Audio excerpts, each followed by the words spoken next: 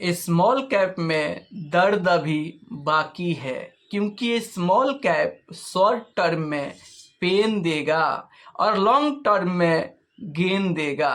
तो इस बड़ा गेन को अगर अचीव करना चाहते हो तो इसके लिए आपको क्या क्या चीज़ें झेलनी पड़ेगी, चलिए मैं आपको विस्तार से बता देता हूँ। देखो, अगर आप स्मॉल कैप में निवेश करते हो तो ये स्मॉल कैप फंड आपको निचोड़ेगा, आपके विश्वास को तोड़ेगा। मान लो कि आप लगातार 2 साल तक स्मॉल कैप फंड में एसआईपी कर रहे हो, एक अच्छा खासा प्रॉफिट भी देखने को मिलेगा, लेकिन अचानक जब ऊपर से गिरावट आएगा तो ये सारे प्रॉफिट आपका खत्म हो जाएगा और रिटर्न हो सके कि पोर्टफोलियो में जीरो देखने को मिले। यही नहीं, ऐसा भी हो सकता है कि अगर आप लगातार 2 साल तक एसआईपी कर रहे हो और बड़े गिरावट के चलते आपके पोर्टफोलियो में प्रिंसिपल अमाउंट में भी नुकसान देखने को मिले, जिसके चलते आपका विश्वास टूट सकता है।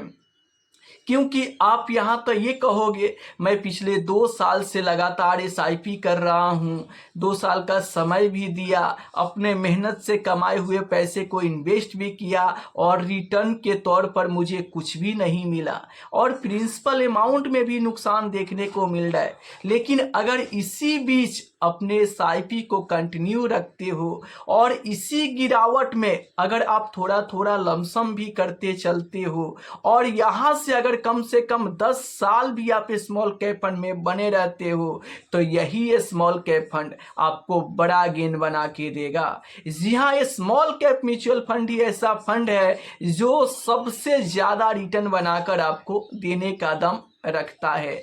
स्मॉल कैप से कम रिटर्न आपको मिड कैप फंड में बनेंगे और मिड कैप से कम रिटर्न आपको फ्लेक्सी कैप फंड में मिलेंगे। तो अगर आप लॉन्ग टर्म इन्वेस्टर हो, कम से कम 10 साल तक आप इन्वेस्टेड रह सकते हो, तो आपको स्मॉल कैप म्यूचुअल फंड में इन्वेस्टमेंट करना चाहिए और इसके उतार चढ़ाव से बिल्कुल भी नहीं डरना चाहिए। क्योंकि देखो, स्मॉल कैप फंड का ऐसा नेचर ही है, ये ऐसा ही बिहेव करता है कि शुरुआती दौर में ये ज़्यादा गिरता है और जब रिकवरी होता है तो वहाँ पे ज़्यादा चढ़ता है, लेकिन लास्ट में विजेता स्मॉल कैप फंड ही बनता है। जैसे कि 2025 की मैं बात करूं तो स्मॉल कैप फंड ने कुछ भी रिटर्न बना के नहीं दिया है, लेकिन लार्ज कैप फंड में आप देखोगे तो अच्छा खासा रिटर्न बनते हुए देखने को मिल रहा है।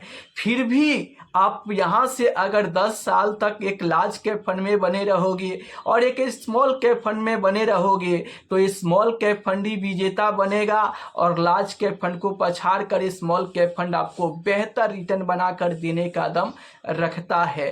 तो स्मॉल कैप फंड की उतार चढ़ाव को अगर आप झेल सकते हो, लंबे समय तक आप बने रह सकते हो, तो आपको बेफिक्र होकर स्मॉल कैप फंड में इन्वेस्टमेंट करना चाहिए। क्योंकि स्मॉल कैप फंड ही ऐसा फंड है जो आपके पैसे पर फास्ट ग्रोथ देने का दम रखता है। तो आप लोगों को क्या लगता है कि अगर 10 साल का टाइम पीरियड के लिए इन्वेस्टमेंट किया जाए तो सबसे ज़्यादा रिटर्न कौन सा फंड बना के देगा? स्मॉल कैप फंड देगा या फिर मिड कैप फंड देगा या फिर फ्लेक्सी कैप फंड देगा? आप लोग कमेंट करके नीचे ज़रूर बताना।